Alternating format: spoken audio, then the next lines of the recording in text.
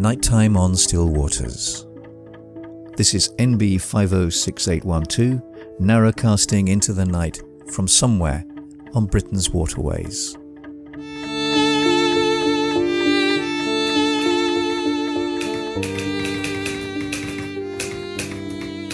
26th of February, Wednesday. For me, there are few things more beautiful and soul-inspiring than this. Rain on water, old growth by the waterside, time-bleached reeds standing like Nepalese prayer flags, the song of home, signals of transcendence.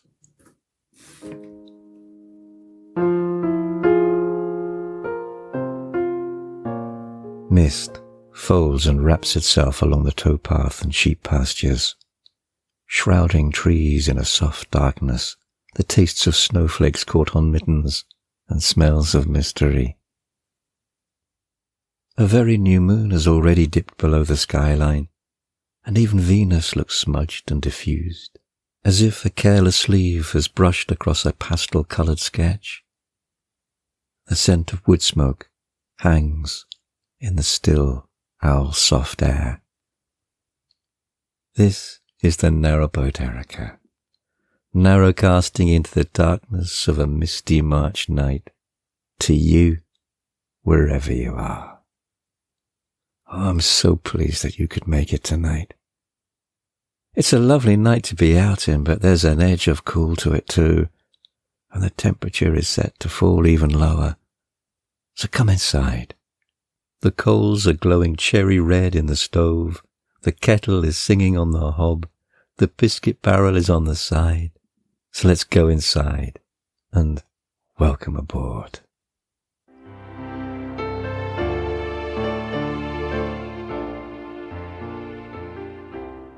Last night, the vespered sun bleeds across the western skyline, red gold, tangerine, peach and yellow. And even now, Venus signals strongly, her sharp pinprick of steady light shining in the afterlight where the yellows blend to grey, and then to pale blue. It's far too light for other stars and planets to show, but the evening star guides their ways across the tilt and turn of the night. Venus guides us too, back to the boat, and a warm stove and a welcome mug of tea. But not yet. Maggie seems to be in no hurry, and contentedly sits down on the hillside, bolt upright, looking out onto the vale below, sniffing the air, waiting. And it suits me too, to stay here a while, to watch the last of the day sink beneath the Cambrian hills of Wales. Earlier, the rooks had circled on their way to roost, just a few hundred yards to the northwest. A glorious, chaotic kaleidoscope of wings, calls, and life. They wheel and dance and spar, parrying and harrying, a spellbinding Gothic carnival of dancing figures that are following the daily rhythms of times long past. After a few minutes, they streamed northeast, away from the roost. A couple of stragglers cawing to the turning sky as they too followed the smoke trail north. 5 to 10 minutes later, hidden in the dark, I can hear them, settling among the canal-side ash and oak. Their calls softened into a comforting, companionable bubble of melody by distance, and that quiet stillness that only crows and rooks can practice. And now the rooks are home, enjoying their final contemplative silent zazen of the day. Couples, shoulder to shoulder, sharing branch and the whole wild world together. And we must start making tracks too. I can spot the Erica below us, a crooked trail of pale white smoke lazily rising from her chimney. The cabin lights flickering on the almost still water, and the lamp we keep on the stern that we use to guide us home on dark, starless nights is glowing in the deepening night. I look down at Maggie, and she, lost in a world of her own, senses that I've moved and looks up. And silently, we head back down towards the canal. The water's surface is almost mirror still. A female mallard calls out, insistent barking calls. For a while I cannot see her, but then a little body emerges, gliding on quicksilver, making barely a ripple. And the smaller figure of a moorhen ferries across from one side to the other, no doubt with some business in mind. The stillness of water can have an almost overpowering effect of drawing you in. I can feel myself almost toppling forward, but Maggie keeps me grounded. The wonder of peace and tranquility seems to have the same pull as gravity. Narcissus did not need to see his own reflection for him to fall into the waters of the pool of Cephissus.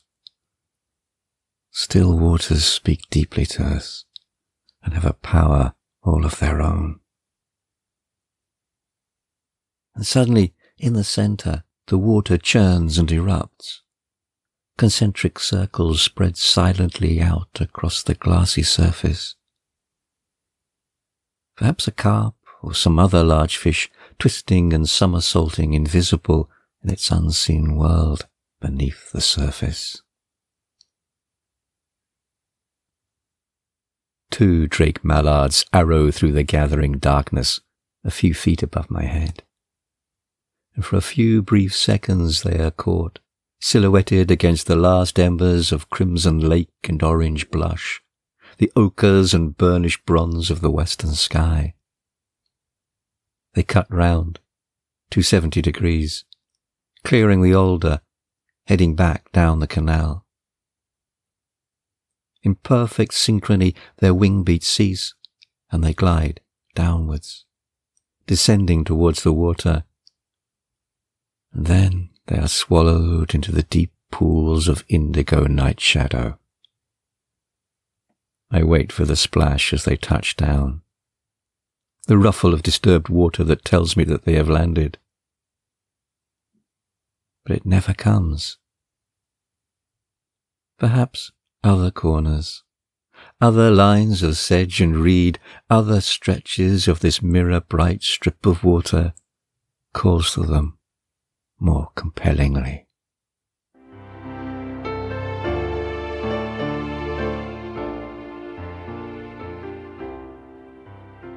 Thank you for your comments following the last episode of Nighttime on Still Waters. I really enjoyed reading them. And Barry in the Fens, or Barry Woodhouse, asked after the Day of the Iceberg account by Ron Whatley and when it was that he wrote. And unfortunately, there is no dates that's given. However, there is another piece of writing by him also included in the book, in which he describes his life as a lockkeeper in the early 1970s. So I suspect it was probably around then that this trip took place. For some reason, I've got a distinct feeling of British waterways about it rather than the CRT, but no evidence to support that. So I am thinking it's about the 1970s. And talking about the 1970s, Jeff Taylor wrote in to tell me about an old film, Shakespeare or Bust, that he'd been enjoying and which he'd found on YouTube, and thought that I too might be interested. And I was. Thanks, Jeff. As you say, there's a delightful, almost naive charm about it. And it's also fascinating to see the canals in the early 70s. And it's particularly interesting as it features parts of the canals that are really familiar to me. I'm sure the stop at the water point is at the lockkeeper's cottage at Lowsonford. It's a bit difficult to be sure as the vegetation on the opposite bank, which is now the close-clipped grounds of the fleur-de-lis, is very overgrown. If it is, it's really interesting as the water point's now just a little bit further down, below the lock. And I think if you enjoy this podcast, you will also really like this film. It's a 1973 BBC play for today. And as I said, it's called Shakespeare or Bust. And it's about 3 Yorkshire miners on a pilgrimage down the Cut to watch a Shakespeare play at Stratford-upon-Avon. And I agree, Jeff, Brian Glover is just magnificent. And yes, he is much missed. And it really contains some interesting social commentary, as many of those plays for today did, and nicely depicted the complexity and nuances of class struggle. It's a really great period piece and beautifully depicts the canals as how I remembered them, hence why I needed a lot of convincing when Donna first mentioned the possibility that we should move on to and start living on the canals. There's a lot of quite memorable scenes, but the one that really struck me the most and made me wryly laugh was the one when they and another boat came under attack from a group of local boys armed with air rifles. I love the playful way in which it was depicted and handled. If that was today, can you just imagine it? It also just shows that things really don't change, do they? Only, I guess, our attitudes to them. So thank you so much for the recommendation, Jeff. It is a lovely film. And your description of it being a 1970s 3 men on a boat sums it up perfectly. Sometime, I think about a few months back, if I remember it correctly, Captain Bugwash, who has actually been a listener to this podcast for a long time, wrote to say how helpful he'd been finding the podcasts in helping him to relax and recuperate after an operation that he'd undergone. Well, he'd added that it meant that his poor long-suffering wife was also having to listen to them. Well, this week, Captain Bugwash wrote back to say that his wife Liz is now addicted to a nightly fix of the podcast on Spotify. So, a very warm welcome aboard, Liz. I'm so glad you're here. And let me make it clear, I've had no hand in this. I hold your husband entirely to blame. I also want to send some virtual hugs to Orange Cookie, and I'm glad that these times are creating a much-needed oasis of peace in your life at the moment. And hello to Mind Shambles. Yeah, the last few days are certainly beginning to feel quite spring-like, although no doubt there's colder weather around the corner. And hello and thank you to Lee. And I loved that video of elk that you sent. And thank you also for that recommendation for Light Eaters. And as I wrote, strangely, it's the second time that book was mentioned in almost the same number of days. So thank you. I'll definitely look it out. And over on YouTube, hello to John McMahon. I loved your comment. Thank you. And hello also to Rebecca Cook. And also a warm hello to Lane Thompson over on Blue Sky. Lane has an almost alchemical ability to weave words in a way that touch you really deeply. In not just creating incredibly powerful images, but somehow to gently touch the depth of human experience. It's actually worth being on Blue Sky just to read her writing alone. And Lane mentioned in a comment that she'd been listening to the podcast, so I'm honoured, Lane, and thank you for your very kind words. And over on Facebook, hello to Jason Polite, and Jason and Karen, congratulations on your wedding anniversary, and I hope you had a lovely day. And yes, I do need to do more specifically canal and boat related things here. A number of listeners mentioned how much they enjoy them. And hello also to Christine Hamill, who posted to me a wonderful little video on absolutely gorgeous boat, Mary Hell. I'm guessing she's based on that Dutch barge design, which I really love anyway. but she's modelled after the old Clydeside steam puffers, which perhaps is not surprising as she was built in Bute, and aptly she's now owned by the Forth and Clyde Canal Society. It's lovely. And hello also to Jean Mann. Great to hear from you, Jean, and I hope all's well with you. And, of course, a hello and thank you to our Lockwheelers. And I just want to say, please do not worry if you no longer want to subscribe. I know that currently many people are facing financial squeezes. I totally understand. I will not be hurt or offended. Times, circumstances, and also interests change. There's no hard feelings, only fond memories and gratitude. So please don't worry. There's no price or fee for this podcast. I'm grateful and really touched to those who want to support this financially. But please do not feel obliged.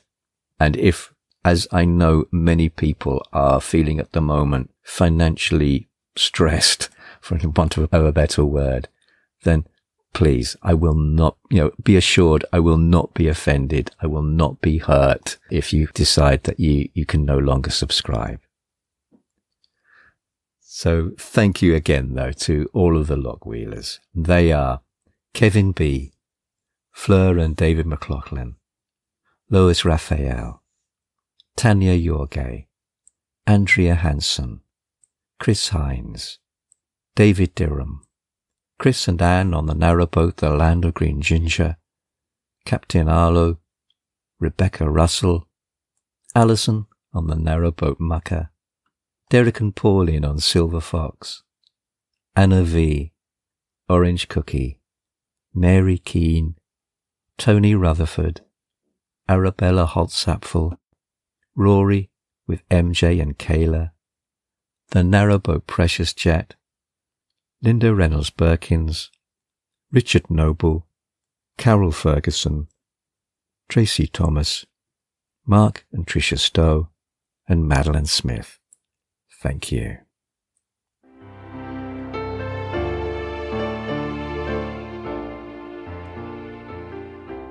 The calendar pages turn, and we find ourselves on the leading edge of spring. Not that it's here yet, but there are signs. Signs and an almost imperceptible feeling in the air. Along with the subtle shifts in tone and light come with the season's change, there seems to be a corresponding shift in our own psyches. And the closer you seem to live with the elements, the stronger that perception grows. I know I've spoken in previous episodes about that natural tendency in winter to hunker down. If not quite hibernate, then certainly to draw in, slow down, find restoration and recuperation within the days of long nights. Winter wisdom, Wintram Frod. And during these times in winter, there's a natural flow into reflection and contemplation. The season has that effect. The contemplation born from sitting still, watching the slow passing of time. And I know that I have also reflected elsewhere about that connection that's often made between wintertime and old age, how the old almanacs, like the 16th and 17th century, the calendar of shepherds, and the commentators mapped the year's seasons upon birth, youth, the flourishing of maturity, and then old age and death, onto our calendars. And I can see why. Winter can have the effect of becoming aware of age and the passing of years. And even when you might not be old, there is that recognition that time has passed and the body grows older. Perhaps it's just about an underlying awareness of mortality. I'm not sure. And these things in themselves are not bad. We need these times to recognize Eliot's "the skull beneath the skin," not just in abstract terms, but in the reflected image of our own faces. And also that the growing in our growing old is to be as cherished and as prized as much as the growing that we experienced in our childhood and youth. And in my growing old, I'm beginning to learn that it's just as exciting and frightening and wonderful and frustrating as all the growing pains and disorientations of my youth. Winter perhaps affords us time to grow into and come to terms with our aging, whatever our age. Perhaps that's also why so many poems about winter often look back. And this is so beautifully illustrated by Frank Mansell's poem, Winter. An open gate, a field new ploughed, the wind northeast upon the hill, a naked copse, an old man bowed, who walks the road with time to kill, who climbs the hill as dusk comes down, and thinks of days he used to know, whose mind is like a lighted town under the lamps of long ago. However, I want to read another poem, or a version of a poem, that expands on that. It's one that I wanted to read on this podcast for a number of years. And what made me reluctant or reticent was that there's something about it that is almost intolerably sad, about loss. It's such a beautiful and evocative poem, and yet the older I get, the sadder it becomes. And I needed to find a way to include it so that the beauty of its evocative images is celebrated rather than just leaving us feeling miserable. It's a poem by another Welsh poet, Idris Davies, from his anthology Gwalia Deserta, published in 1938. In it, it's just titled 34. But the version that I have is an adaptation made by Max Boyce when he set it to music in his song When We Walked to Merthyr Tydfil. When we walked to Merthyr Tydfil in the moonlight long ago, when the mountain tracks were frozen and the crests were white with snow, we had tales and songs between us, and our souls too young to fret, and we had hopes and visions that the heart remembers yet. When we walked to Merthyr Tydfil in the moonlight long ago, when the mountain tracks were frozen and the crests were white with snow, the wind from the furthest mountains blew about us as we strode, but we were warm and merry on that crooked freezing road. And there were lamplit homesteads to the south and east and west, and we saw the round moon smiling on those little lights of rest. When we walked to Merthyr Tydfil in the moonlight long ago, when the mountain tracks were frozen and the crests were white with snow, the moon is still as radiant, the homely hills remain, but the magic of those evenings we'll never see again. For we were boyish dreamers in a world we didn't know, when we walked to Merthyr Tydfil in the moonlight long ago.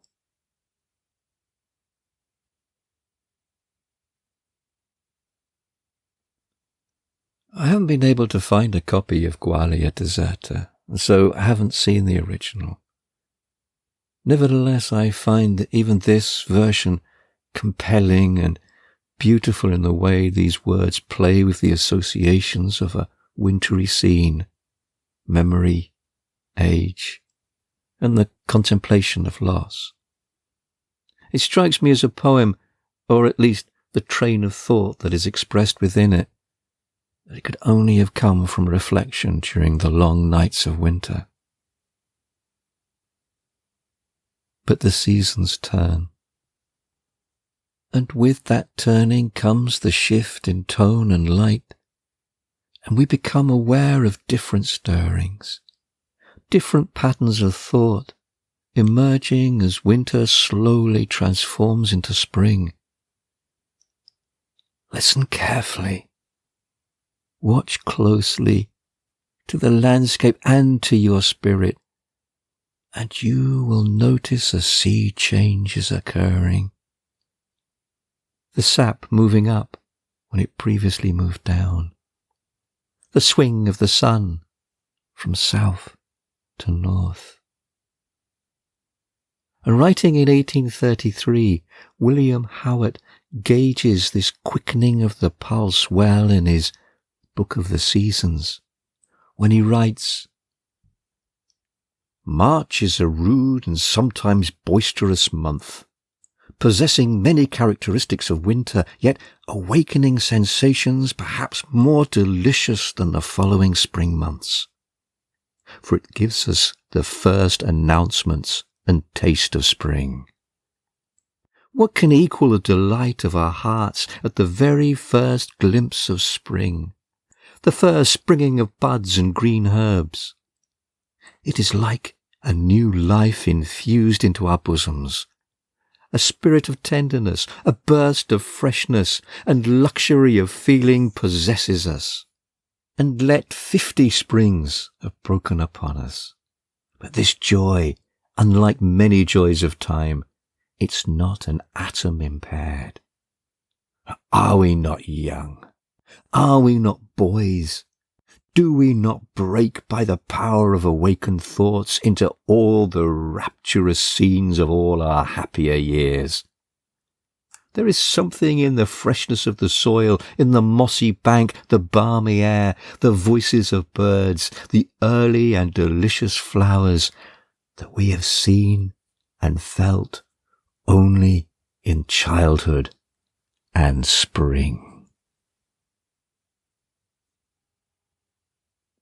And if winter makes us aware of our age and feeling old, even if we're not, after all, Idris Davies was only 48 when he died, and couldn't have been any older than 32 when he wrote that poem about his winter night walk to Merthyr.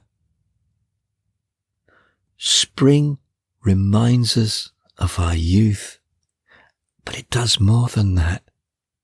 It makes us young again, even if we're not. I'm going to finish with another piece of writing that rejoices in that wild rumbustuousness of young spring and its counterpart in youth. Kenneth Grahame writes masterfully about this season. He's probably best known for his book The Wind in the Willows, which begins with that unforgettable account of Moley far underground, beginning his spring clean, and then sensing spring, and rushing up and out into a world that's just beginning to come awake with life and colour and light. But this extract's from another of his books, and one which I think has been totally underrated, and although very different, to my mind is as every bit as good as The Wind in the Willows. And it is The Golden Age. The Golden Age is actually really just a collection of reminiscences of childhood, no doubt through rather rosy-tinted spectacles, and it's told from a child's perspective. It introduces a world of wonder and profound beauty, and also filled with complexities and contradictions. The book is sort of cast in the style of the Greek myths, with the heroes, the children, who are set on making their adventurous way through this brand new world, and pitted against their adversaries, the Olympians, the adults, who, to the children's minds, have totally forgotten how it feels to be young, or know how to have fun. So this extract is from the first chapter, Holidays. The masterful wind was up and out, shouting and chasing the lord of the morning, and poplars swayed and tossed with a roaring swish. Dead leaves sprang aloft and whirled into space, and all the clear-swept heavens seemed to thrill with a sound like a harp. It was one of the first awakenings of the year. The earth stretched herself, smiling in her sleep, and everything leapt and pulsed to a stir of the giant's movement. With us, it was a holiday. The occasion, a birthday. It matters not whose. Some one of us had had presents, and pretty conventional speeches, and had glowed with that sense of heroism which is no less sweet, that nothing has been done to deserve it.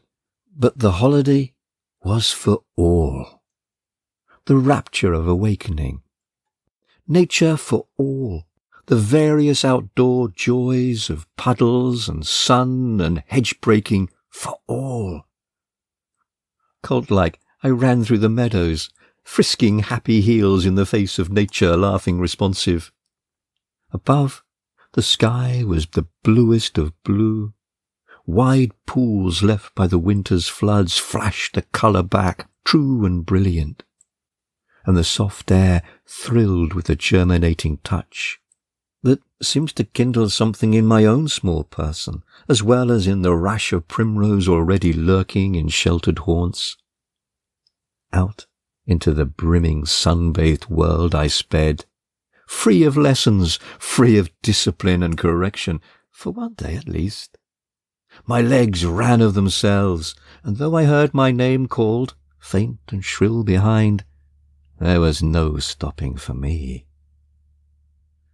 The air was wine, the moist earth smell wine, the lark sung, the wafts from the cowshed at the top of the field, the pant and smoke of a distant train, all were wine. Or song was it? Or odour? This unity they all blent into. I had no words then to describe it, that earth effluence of which I was so conscious, nor indeed have I found words since. I ran sideways, shouting. I dug glad heels into the squelching soil. I splashed diamond showers from puddles with a stick. I hurled clods skyward at random, and presently I somehow found myself singing. The words were mere nonsense, irresponsible babble. The tune was an improvisation, a weary, unrhythmic thing of rise and fall, and yet it seemed to me a genuine utterance, and just at that moment the one thing fitting and right and perfect. A puff on the right cheek from my wilful companion sent me off at a fresh angle, and presently I came in sight of the village church, sitting solitary within its circle of elms. From forth the vestry window projected two small legs, gyrating, hungry for foothold, with larceny, not to say sacrilege, in their every wriggle. A godless sight for a supporter of the establishment. Though the rest was hidden, I knew the legs well enough. They were usually attached to the body of Bill Sanders, the peerless bad boy of the village. Bill's coveted booty, too, I could easily guess at that. It came from the vicar's store of biscuits, kept, as I knew, in a cupboard along with his official trappings. For a moment I hesitated. Then I passed on my way. I protest I was not on Bill's side, but then neither was I on the vicar's. And there was something in this immoral morning which seemed to say that perhaps, after all, Bill had as much right to the biscuits as the vicar, and would certainly enjoy them better. And anyhow, it was a disputable point, and no business of mine. Nature, who had accepted me for ally, cared little who had the world's biscuits. and assuredly was not going to let any friend of hers waste his time in playing policeman for society. And so, with the image of Bill Saunders' legs flailing and kicking wildly outside of the vestry window, this is the Narrowboat Erica, signing off for the night and wishing you a very restful and peaceful night. Good night. Temperature outside 0.2 degrees. Inside 21 degrees. Humidity 84%.